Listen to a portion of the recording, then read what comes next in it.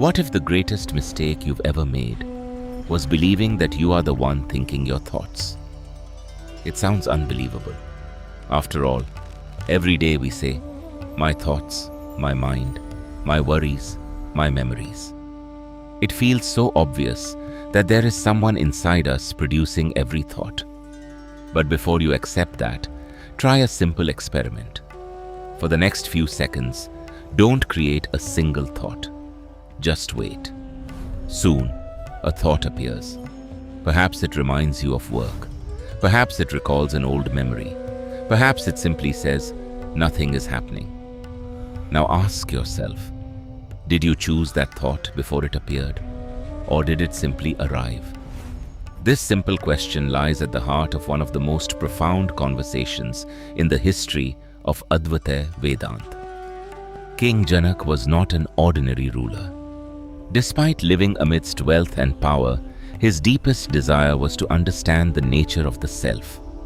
He had studied the scriptures, practiced meditation, and learned from many enlightened teachers. Yet one mystery refused to leave him: his own mind. The more he tried to silence it, the more restless it became. Finally, he approached the sage Ashtavakra. "Master," he said, "my thoughts never stop.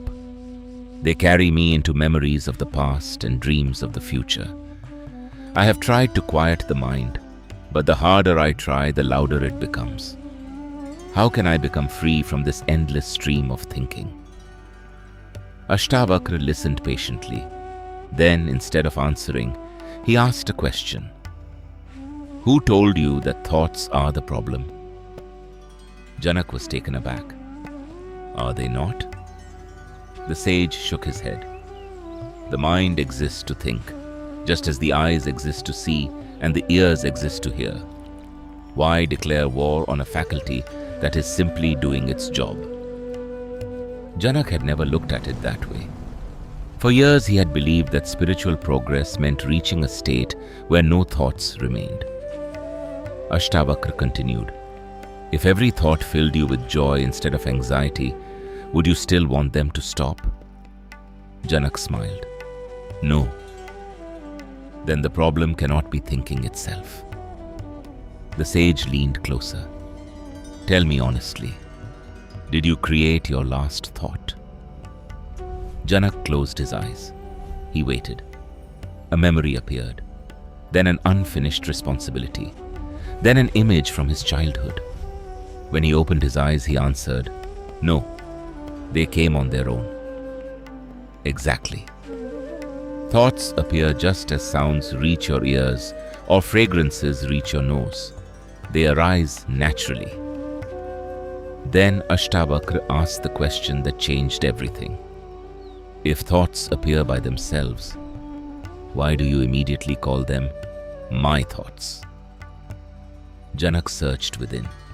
He found thoughts, he found emotions, he found memories, but he could not find the owner. The sage smiled. This is where the real inquiry begins.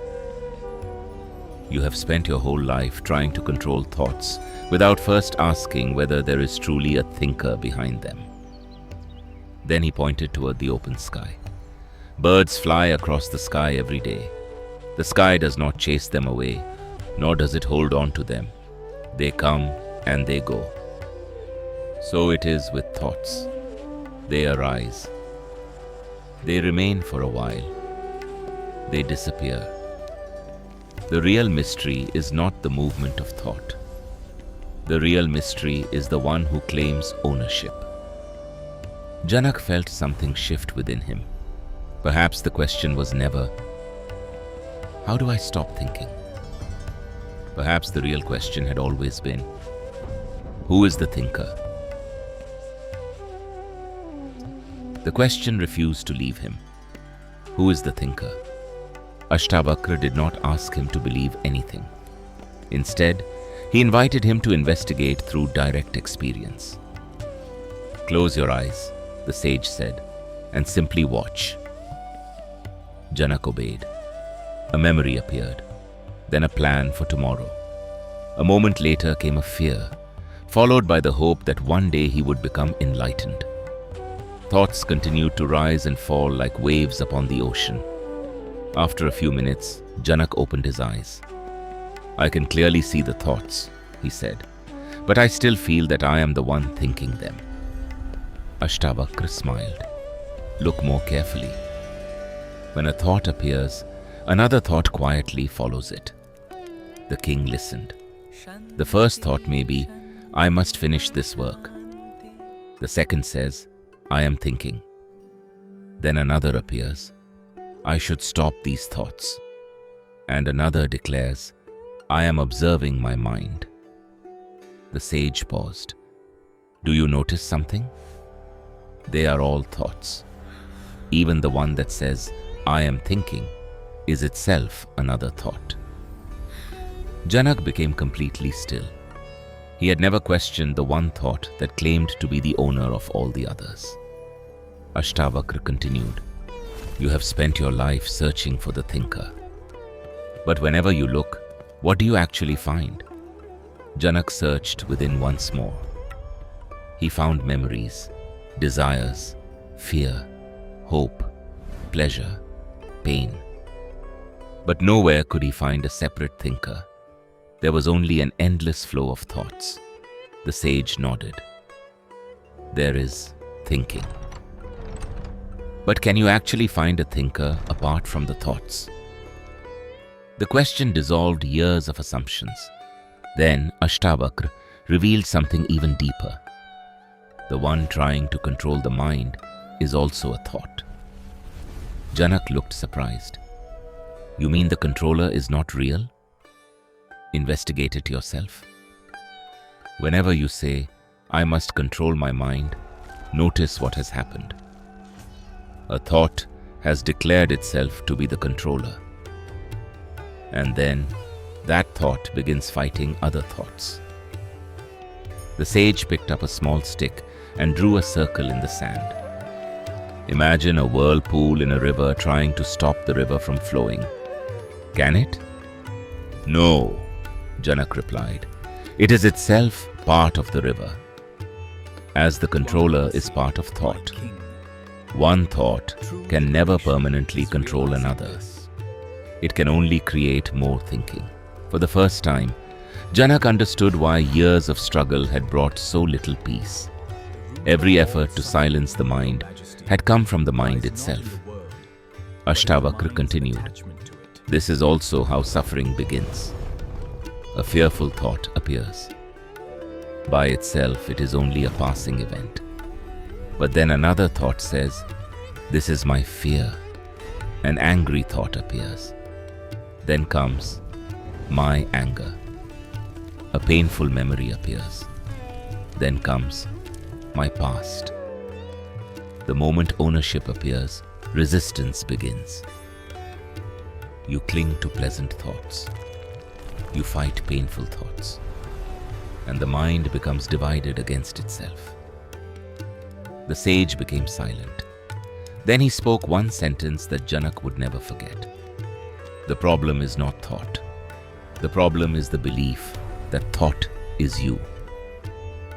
At that moment, Janak stopped asking how to control the mind.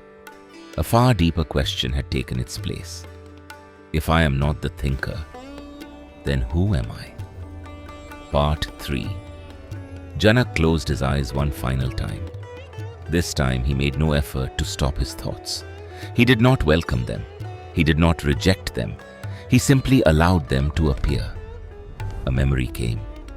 Then it disappeared. A fear arose. It too faded away. A moment of joy appeared. That also passed. Everything that arose eventually vanished. Yet something remained.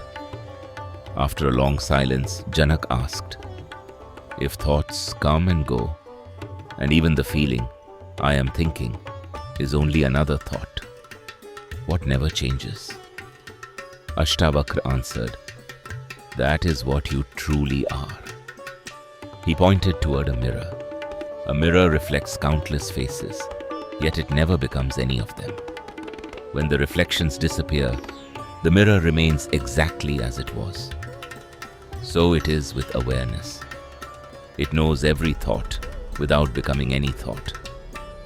Then the sage added one final insight. Many seekers reach this point and say, I am the observer. But look carefully. The thought, I am observing, also appears and disappears. So who is the observer? Janak turned his attention inward once more. For a brief moment, there was no effort to meditate. No one trying to control the mind. No one trying to observe it. There was only effortless awareness. Then a thought appeared. I understand. A second thought followed. I have found the truth. Janak smiled. Even these were thoughts. Awareness had not changed.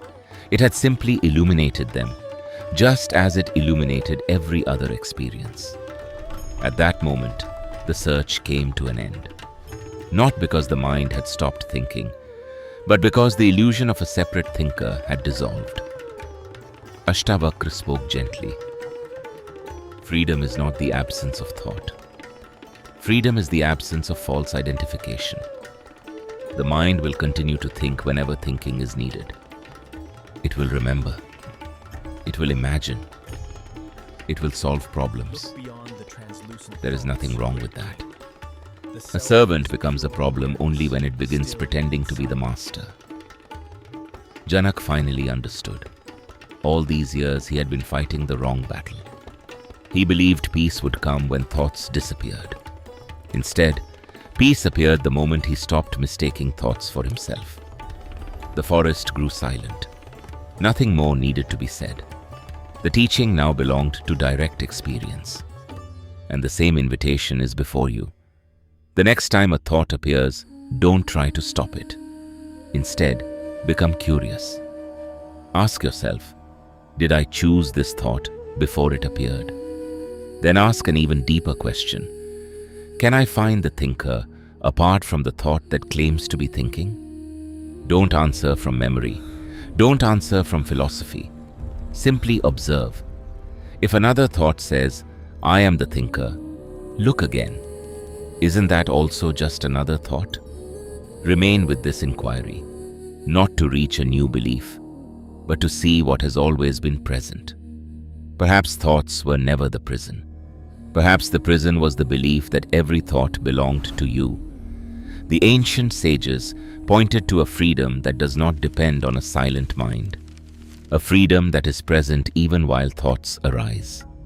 Because beyond every thought, beyond every emotion, beyond even the thought of I, there is the silent awareness in which all experience appears. It cannot be disturbed. It cannot be improved.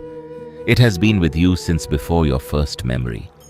It is here now, reading these very words. And it will remain long after every thought has come and quietly gone. Perhaps that is what Ashtavakra wanted Janak to discover. You do not become awareness. You have never been anything else.